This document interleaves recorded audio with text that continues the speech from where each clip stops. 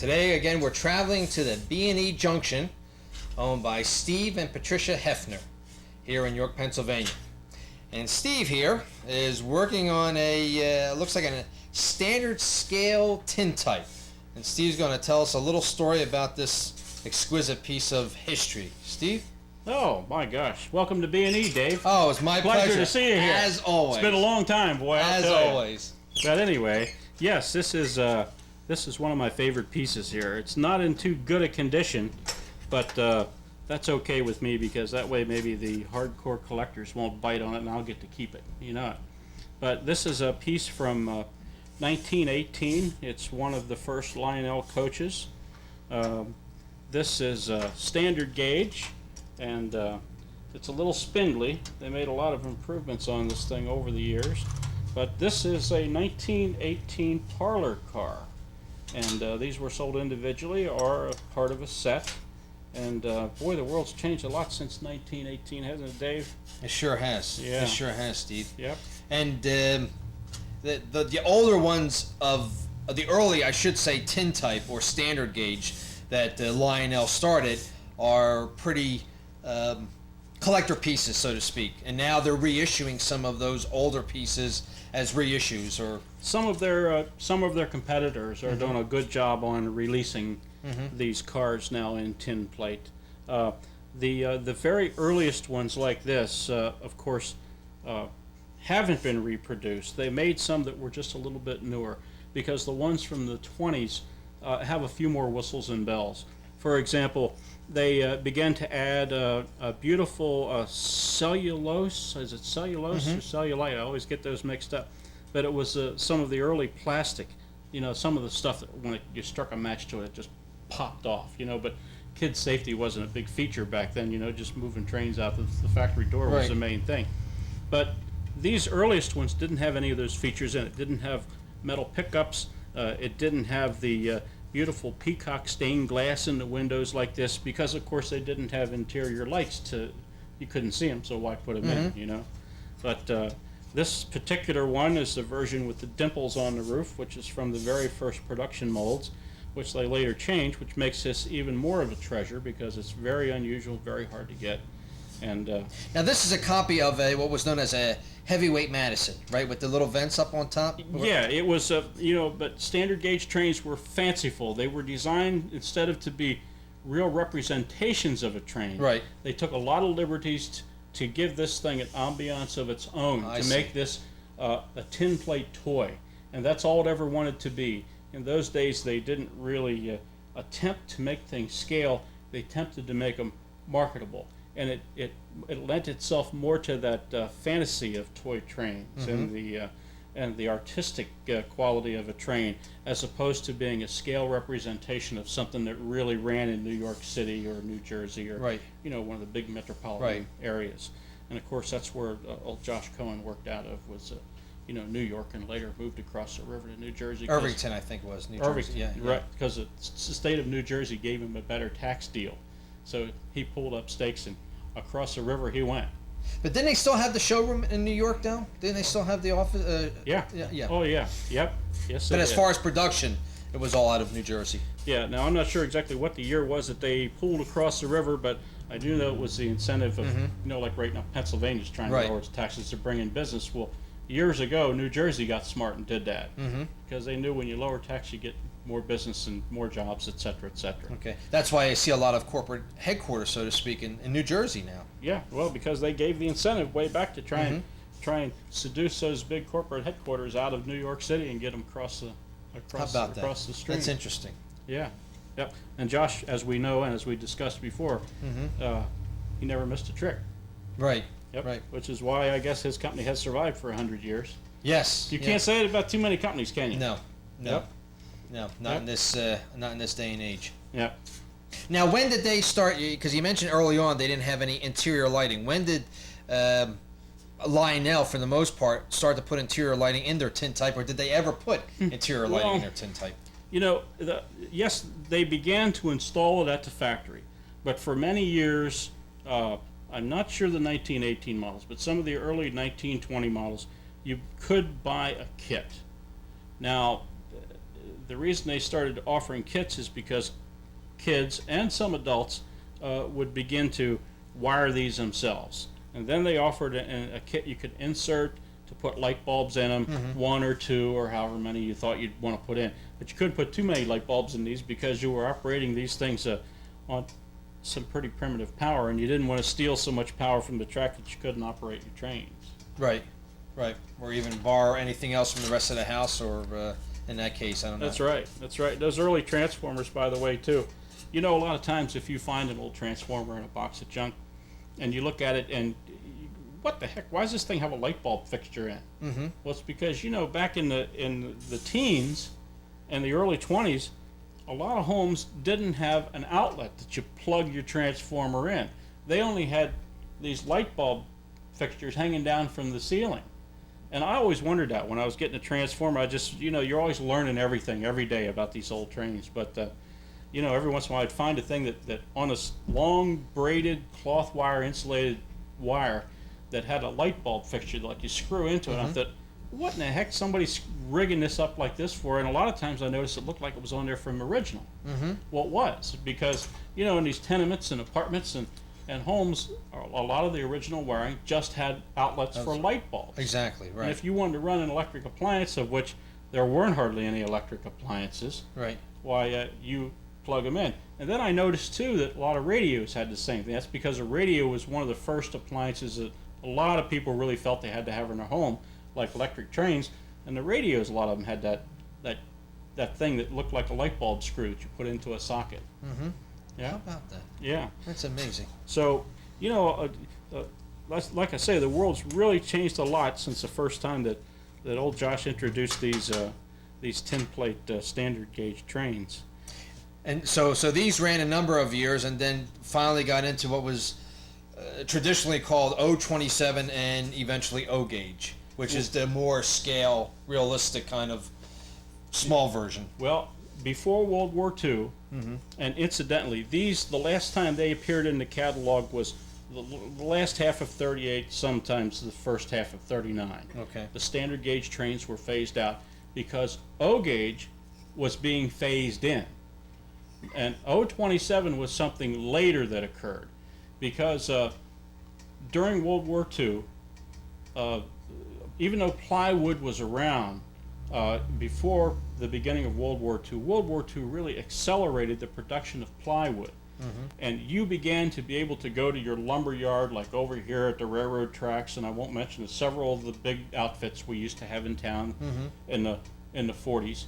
But you know, plywood wasn't something that just you ran to local Lowe's or something and grabbed. You know, plywood was something that until after World War II was not readily available to most people.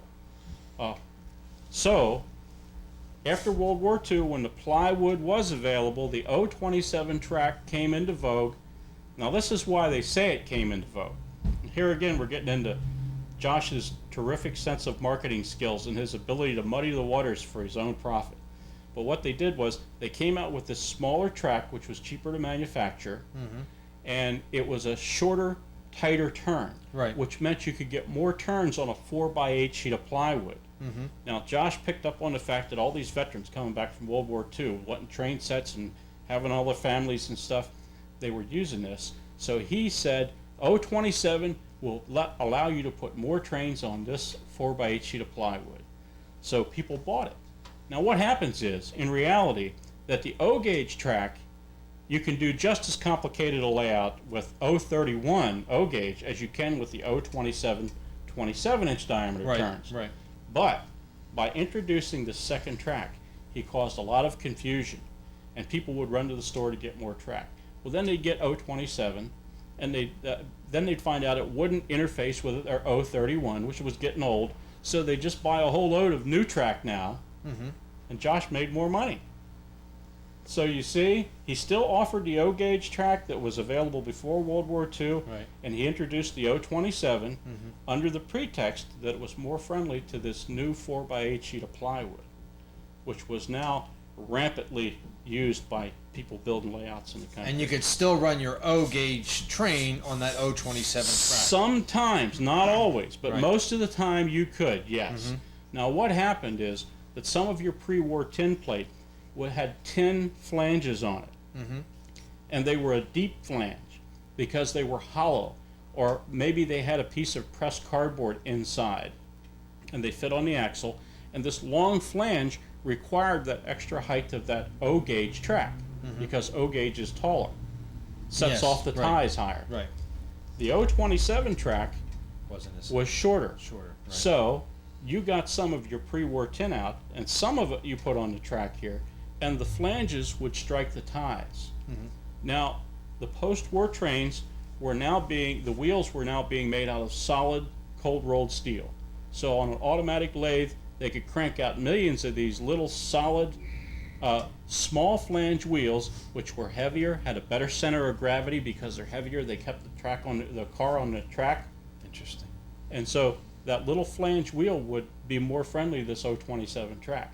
And here again, your old O-gauge trains are getting old. And back in the 40s and 50s, we didn't think of this stuff as antiques. This was just old stuff. Right. Old train. Right. And you remember the 50s, man, old is not good. You got to get something new, man. Right. Right. So a lot of people would take this old tin plate that wouldn't run on their new 027 track now, pitch it, or stick it in the attic and save it. So the 4x8 sheet of plywood and 027 track really increased sales because it created so much confusion among people. And at that time, for O-gauge or 027, Josh was pretty much the only game in town, with the exception of the Marks Company, which generally wasn't as realistic. It was more affordable to families who maybe were struggling, though. So to buy the Marks. To buy the Marks. Right. And it would run on 027 track or O-gauge, as would a post-war 027 train will run just fine on pre-war track, but it won't run just fine on well, what am I trying to say here? It'll run just fine on both, but a pre-war won't necessarily run fine on both tracks. I see.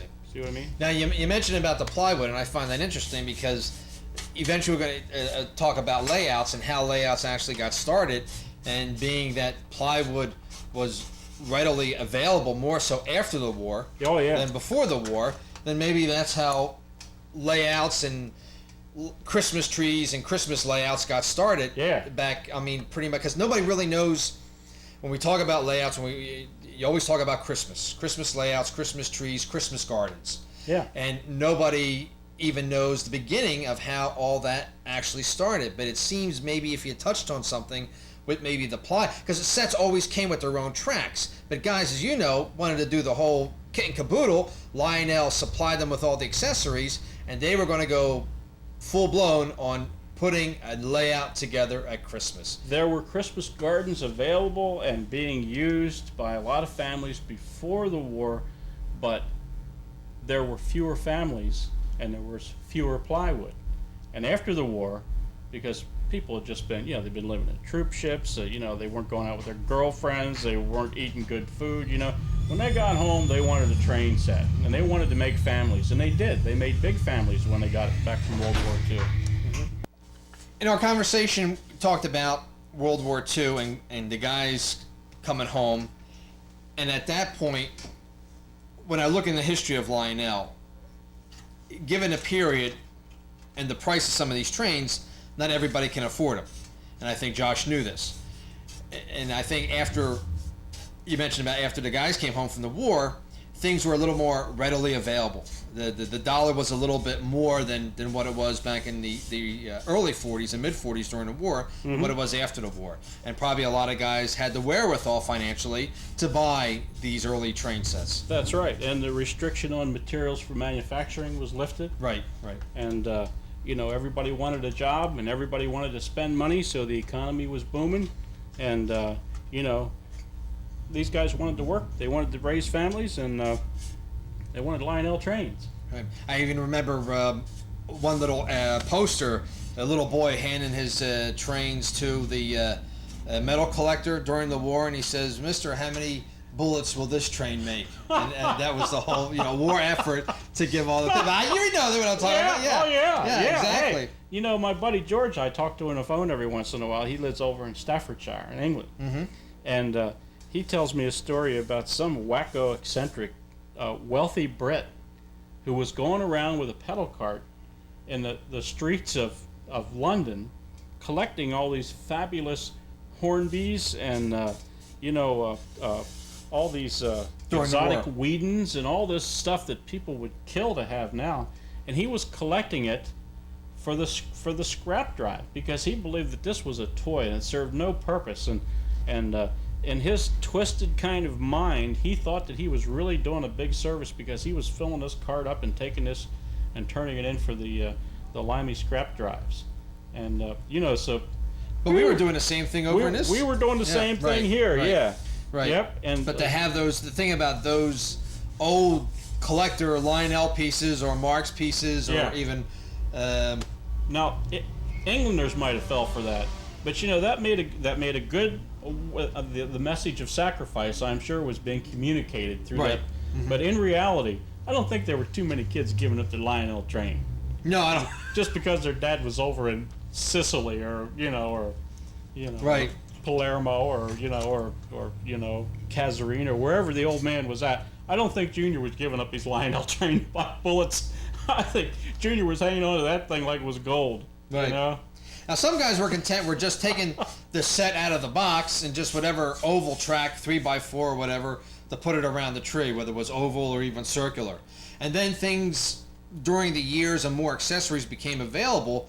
I would say late 40s, even the 50s. We'll go and jump from the post-war into the 50s there, and things became more expandable and layouts became more exuberant. Yeah. And people began to really do them up around Christmas time. Yeah. Well, once again, because pre-war and immediately post-war, Lionel had these little tin clips that you could push on your O gauge or your O27 track. Mm-hmm.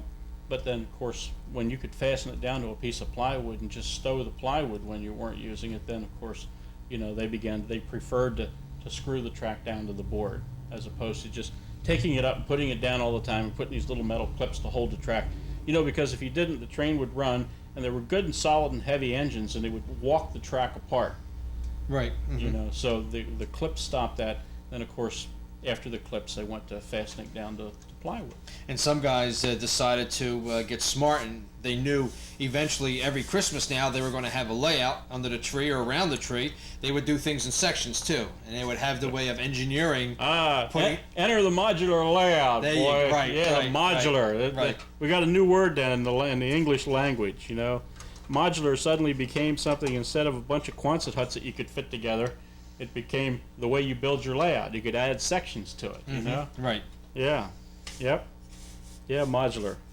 And that seemed to go from even trains into little slot car road race sets as well, too. Well, now we're getting into the 50s, yes. Slot cars came and went a few times, and then they finally grabbed hold pretty good.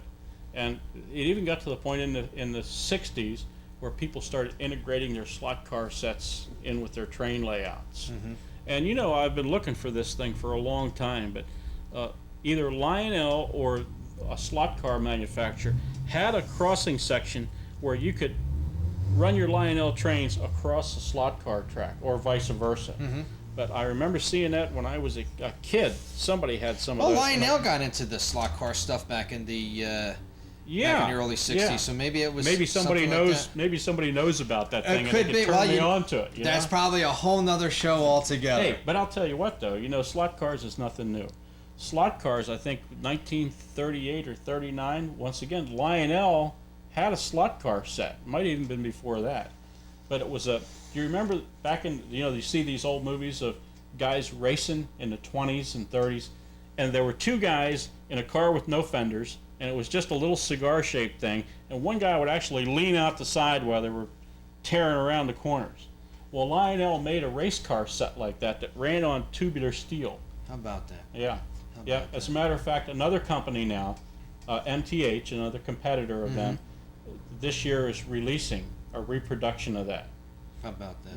Which is made from the same dies and the same mold. So slot cars goes all the way back to, and now we're going full circle. We have a company this year now reproducing the slot car set from the 30s. From the 30s there. Yeah. Yeah. Well, it seems like it's going to be a whole nother collector's story, and hopefully some more information for another show. We're going to run some trains for you, and Dave, as usual, it's been a pleasure. Steve, it's been a pleasure. Let's get into those train running here now, boy. Let's do that. Sounds good. This is David Fair and wishing you a good day adventure. Bye-bye.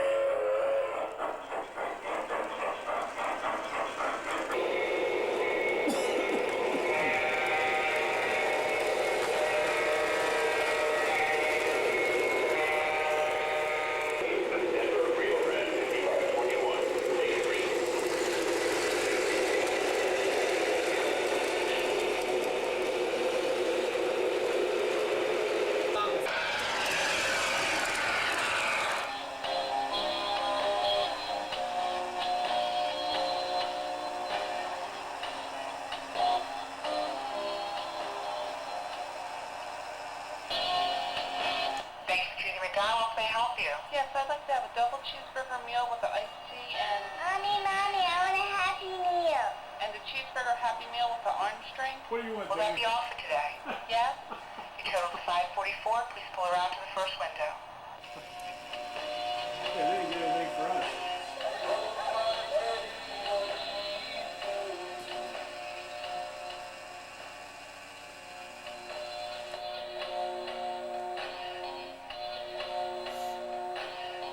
Your total is $5.44.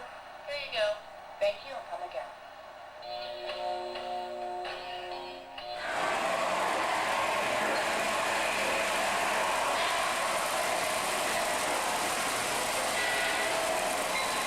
This thing picks up AC out of the track, converts it to DC in here, and that's the power source it runs this minicam with, Uh-huh. which you can aim and tilt different directions. Okay.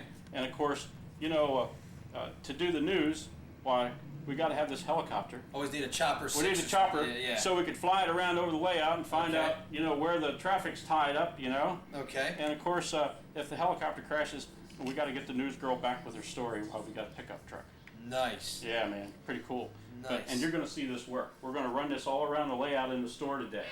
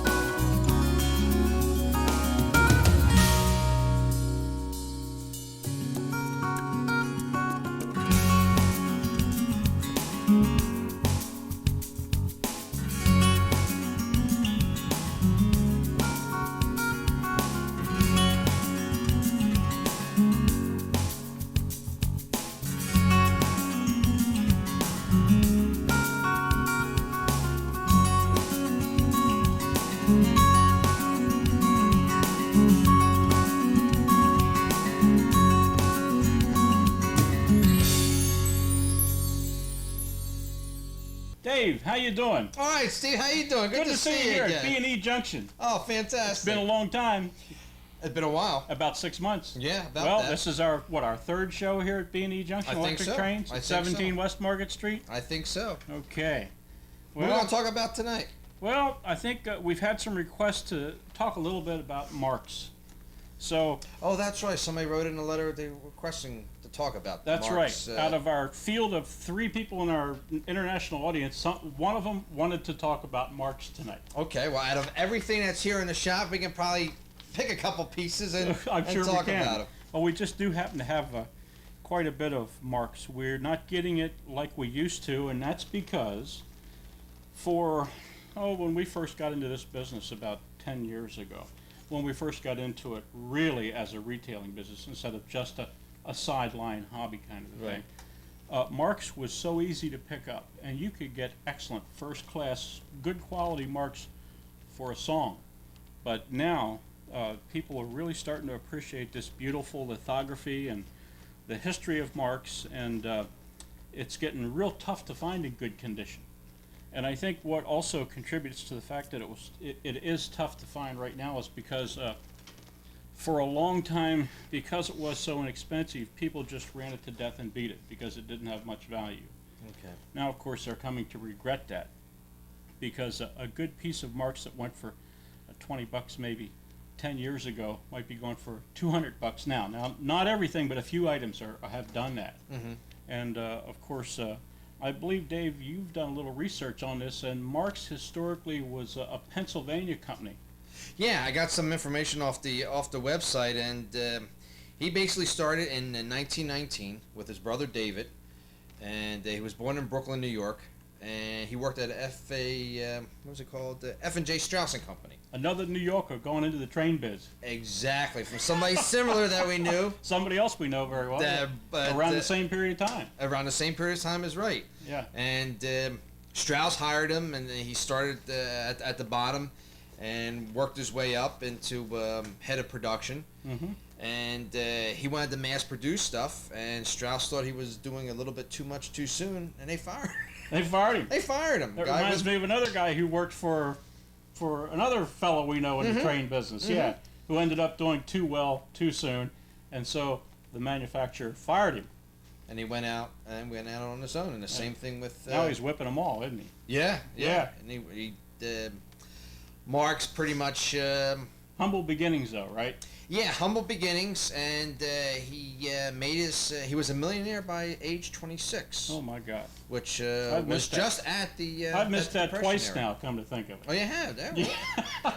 Well, I haven't seen anything like that yet, so I can't even take credit for any of that. But he, when we were talking about, banging this stuff up, and you see it, at the TCA. Train Collectors Association meets here in York. Mm-hmm. A lot of guys are buying the old Mark stuff, and basically the Lionel being expensive, which it was at the time, even in the 20s and 30s and after the Depression, Mark says he wanted it. One of his logos was more quality for less money. Let's make the best toy possible for the less money for the consumer. He was looking after the consumer. Yeah. So where probably Lionel was selling a train set maybe for $40, he was trying to sell it for $20 or maybe less than $20. Well, when I was a kid, Dave, there was I don't know how the Marks collectors will appreciate this, but when I was a kid, Marks was for kids who maybe couldn't afford a Lionel. Okay. And of course, back then, $1 or $2 meant a great deal more than it certainly means to us today. Right. But there were an awful lot of families who, and of course it was more popular to have big families back in the 50s when I was growing up. But, that $2 or $3 or $4 or $5 to a big family was an important savings. And Because that could have rolled over into another toy or something else. Right. or groceries. Okay. Right. Which was a big commodity. Big deal. Right. Yep. And, Louis Marks, I think, another thing that he liked to do, he liked to build trains very substantially. And he built his trains more to be played with and beat than other people did, I think, also. You know, he had cannons that would actually fire, and he made things that really the kids could interact with, and they were sort of like a little bit less technical than Lionel would have been. You could put them on the track, they'd stay on the track, and they might not ever have ran great, but they always ran. And they ran for generations. And of course, they're still running a lot of them today. Right. Now, would you say Lionel was more for the white collar workers and Marx was for the blue collar workers, given the difference in price, or? Well, I think that they were both for blue collar workers. I think primarily they targeted that mass middle class market from the 40s, 50s, and 60s. But I think that in the middle class, there were some families who were on the fringe of making it and still were considered middle class. Or at least, if they were poor people, they didn't know it because they always could get some food to eat, and there was always plenty of work in the 50s and 60s. Right. And of course, during the war, it was even more work. Right. But I'd say they were both targeted towards the blue-collar worker. It's just that the Marx became an affordable thing for the blue-collar worker, maybe with more kids and less income, than somebody in the middle or the upper crust of the middle class. Right. And the thing with Marx compared with Lionel was he went all across the board. I mean, it said here he was into mechanic, he was into model trains. Yeah. He was into wind-up toys. He was into the yo-yo. He introduced the yo-yo in 1928. So he from China. From China, right? Or Japan, which was it? Japan. Japan. I'm sorry, I know it's not politically correct to get those two gangs mixed up. That is true. so it wasn't Duncan or Wham-O or any of those other companies. It was, but he was the startup He's of the guy that. So he had a lot of vision, and in 1955, in the December issue of Time magazine, he was on the cover and called him the king of the toy industry. Oh man, Louis Marx. Well, so he covered the whole gamut. And he had the toy lockup where with the Lionel stuff, it always was in the hobby, not at the hobby shop, but it was always in the hardware store, right? You always Joe sold the motorist friend when I was a kid. Right. Yeah. Right. Or the long-lived Madison Hardware for years in New York City. Yeah. You know. Well, to us, Redline was the big city when I was a kid. Okay. You know, we were farm kids. We grew up in southern York County, so you know, actually, of course, Redline was a more happening place. But, you know, if you came to York, that was like, ultimately, that was the biggest city to us. That's where everything was going on, you know. But still, Joe the motorist friend in Redline was pretty impressive to a kid in the 50s. And we'd go in there and we'd see things like, we'd see the Marx trains and the Lionel trains. And, of course, I can remember when I was a kid that they had that, what did they call that track? That it looks like Atlas track today, but it was Super O track. Okay. Super O, and you know, my brother and I used to pester Dad, say, "Boy, wouldn't it be great to get some of that track with the ties on it?" He'd say, "Don't bet on it, kid." He said, "You know," he says, "what would you rather have, Christmas presents or or track like that?" Because that was, even though it was a couple cents more, that was a big deal to a working guy. And so we always called that rich kids track. And we'd go to Joe the motorist friend and look at his displays of trains running.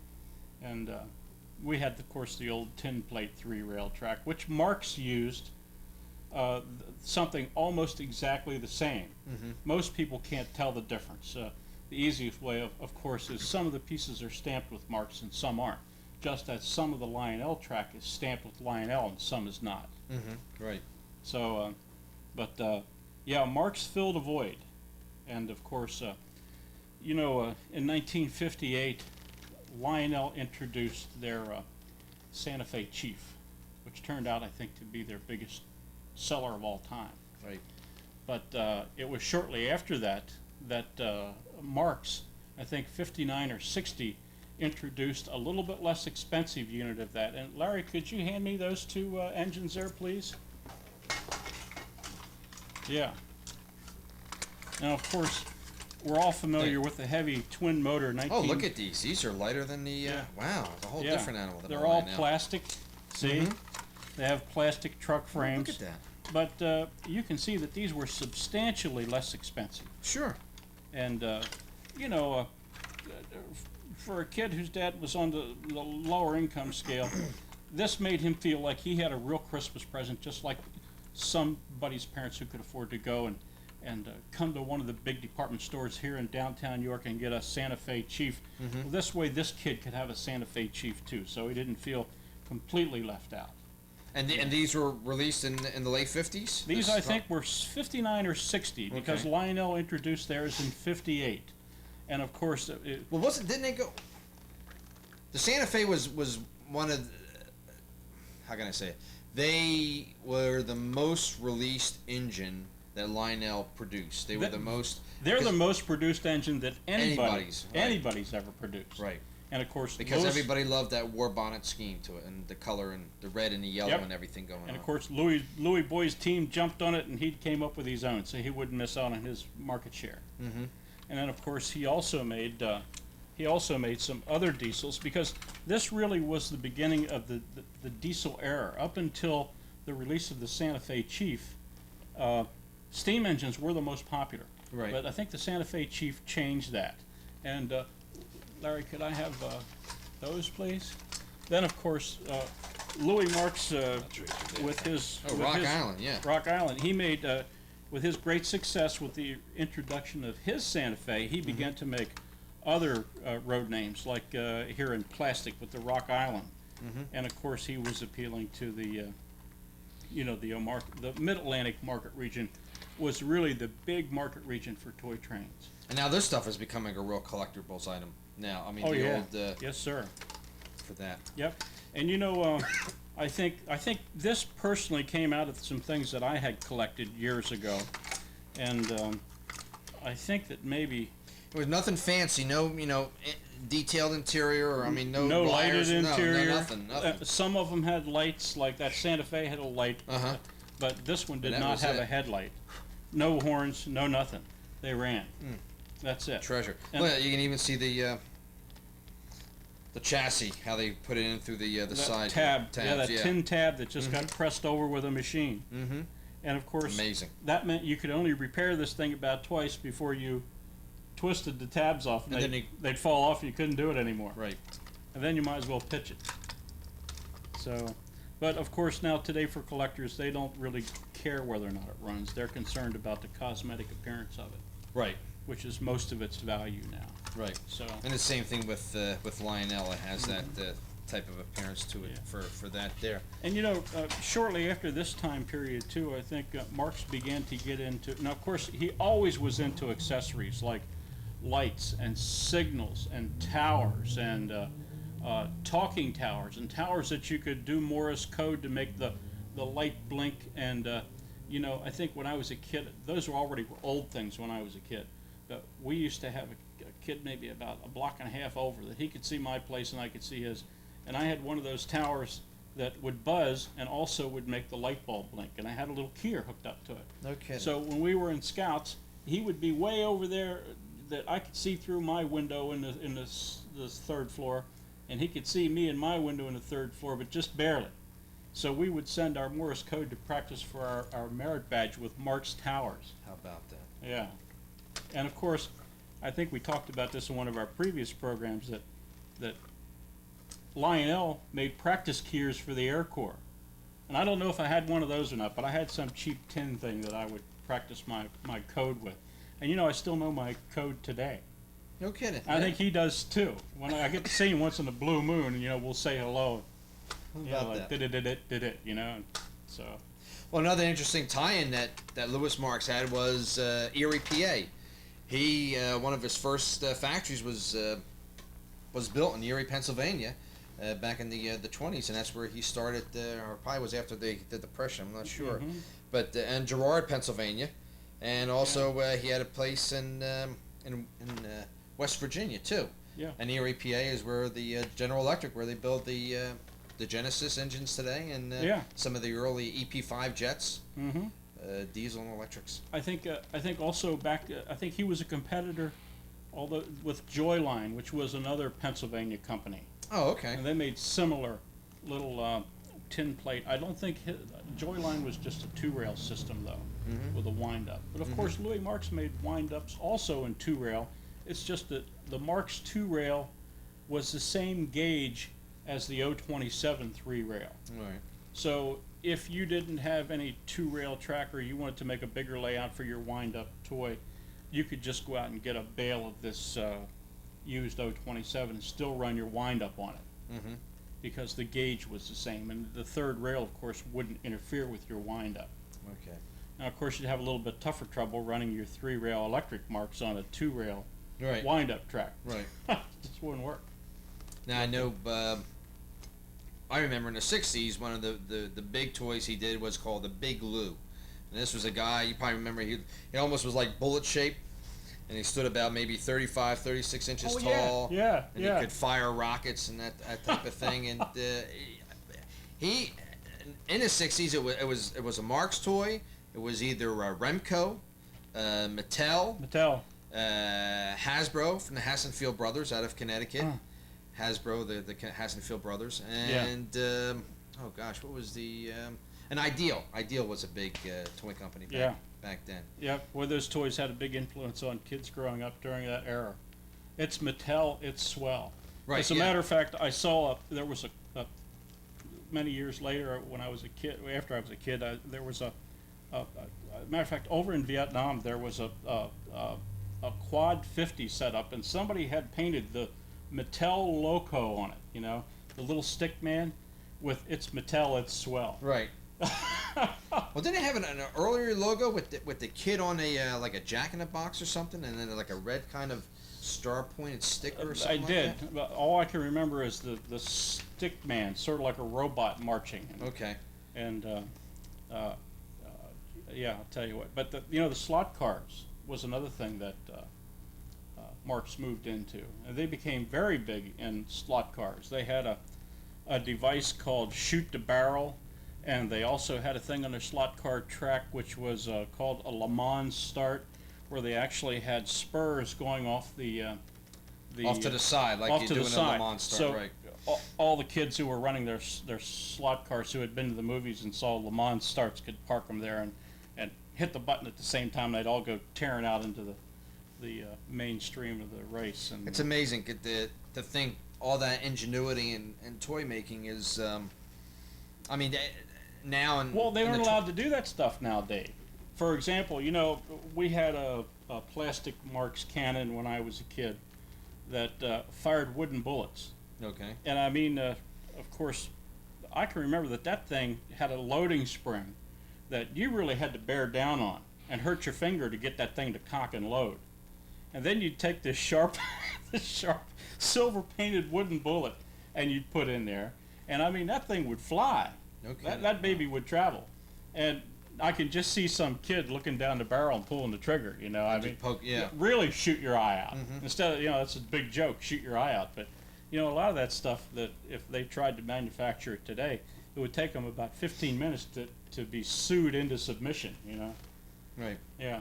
Well, that's why you don't see too many of toy guns anymore, because you saw a lot of them back in the '60s. Well, Mattel, when we're talking about Mattel, they made those greeny stickum caps where you put on the bag of the bullet and then you put it in a revolver and you kept shooting and it would make the cap sounds. And just about any toy that you can think of, Lewis Marx Company made a version of it. Right. If not have made the original, the first one. And then everybody else copied after him. Yeah. Yep. For that there. Yep. And he pretty much in '72 he sold the company for about $52 million to Quaker Oats Company.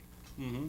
And it sounds almost familiar from the other guy, the blue and orange Lionel, where they sold it to General Mills, if I remember correctly. Yeah. Back somewhere in that era, or later down the road in the '80s. Yeah. MPC company. And then he. Oh, that's right. Modern Plastics. That's right. Modern Plastics. So there's a tie-in. Right. Yeah. Right. Yeah. Well, today there's some circus things that the K-Line company had been making. Mm-hmm. I hope I don't get in trouble here, but I think I was told by one of the reps that was an old Lewis Marx mold. Because one of my pet peeves was, if you're going to make things in 1/43rd or 1/48th, 1/43rd being semi-scale and 1/48th being scale. Right. I always question these guys. why not, since it's all O gauge, even if it's 027 or 031, if you want to simplify things, just make it all 1/48th. Because 1/48th will work for the scale guys, but the 1/43rd won't.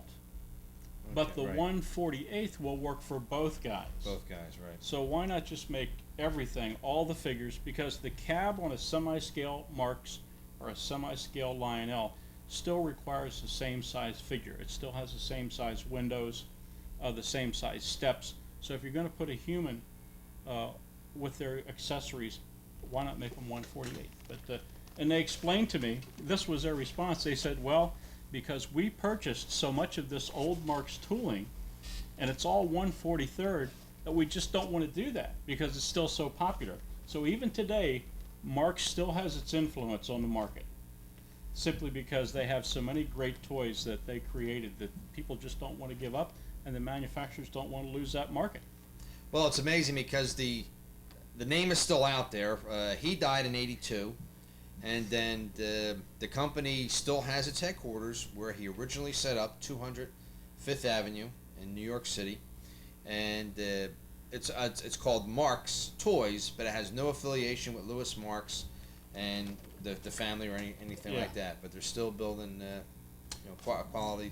They're attempting to create something that looks as though it could have been designed in the 30s or 40s. Right. And I think with people with collecting and wishing back years back, those yesteryear toys, people are looking for a more, how can I say, simpler time. They want to relive that childhood that they remember when things were simple and you can enjoy and play with a toy. That's and now right. it's more of a collector's thing, and it's a Yeah. whole different. Well, there's so many of these young parents today that and far be it for me to argue with their point of view on what a kid should be playing with. Right. But I'll tell you what, the war toys didn't hurt us. I don't think they hurt us a bit. No. And there's nothing wrong with a child actually having something to play with. Why does it have to have educational value? Now, the toys we played with wouldn't be considered to have educational value by some of these parents' standards of today. Right. But yet, we learned about electricity and mechanics and springs and locking hooks, and we learned how things went together and how to lubricate things. But look at the erector set that Lionel put together. And yet those were not considered to be educational toys. Right. But you take some of these kids today playing with these so-called educational toys, and they're teenagers and young adults now. A lot of those people can't change the tire in their car. That's true. well, right, because with the toys back then, you were able to work more with your hands than with your brain. And I think the hand and the brain go together. Right. Of course, maybe I'm contradicting myself, because you take these kids today with some of these new sets that we sell here with a remote control. Now that takes some of us a little bit getting used to. But these kids come in here 4, 5, 6 years old. They pick that stuff up and they run it like they've been doing it for months. Sure. And their parents are struggling with it. So, Because they're teaching them all about computers and everything Yeah, else that's right. in the school there. That's right. Well, I guess it looks like the clock on the wall there. It's ticking away. Yeah, we're down to time. We got a couple of minutes Got a left. couple minutes for that Yeah. there, and maybe we can show some train. I mean, Well, I think Larry's been interjecting some of these Marks pieces for us as we've been talking. okay. But Okay. maybe we can run some trains, because I think a lot of people tell me when they come in the store here that they love us sitting here talking, and we're both extremely great-looking That's guys. right. But they really want to see some trains running. Right. So why don't we go ahead and get out in the back track there and Let's and run do some trains. And for Steve Hefner here at B&E Junction, I'm David Fair, and our cameraman Larry. And glad you enjoyed the show. And hope thanks for watching YCAT. Yes. I hope to see you again. Good Bye-bye. night.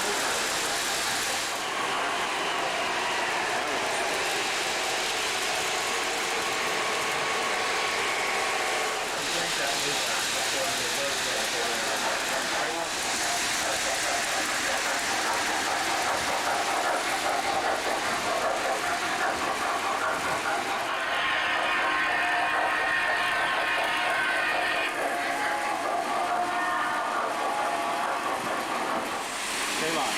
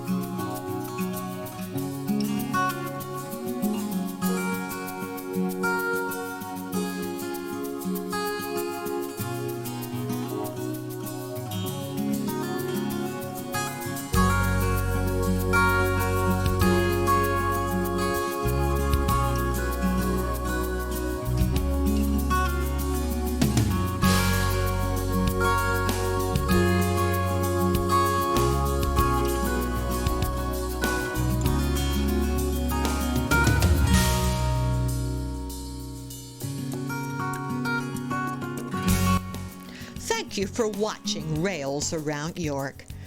Let WRCT know you saw this program.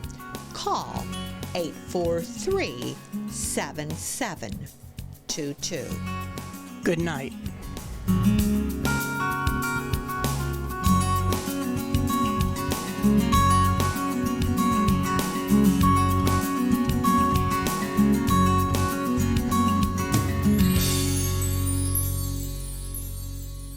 I had a bad day. I took our shortcut to the creek, just as the train was coming. I nearly got wiped. It was really scary. I slipped and fell. My fishing pole broke. I rolled down the hill. The train was so big. I almost got creamed. Don't worry. I'll never do that again.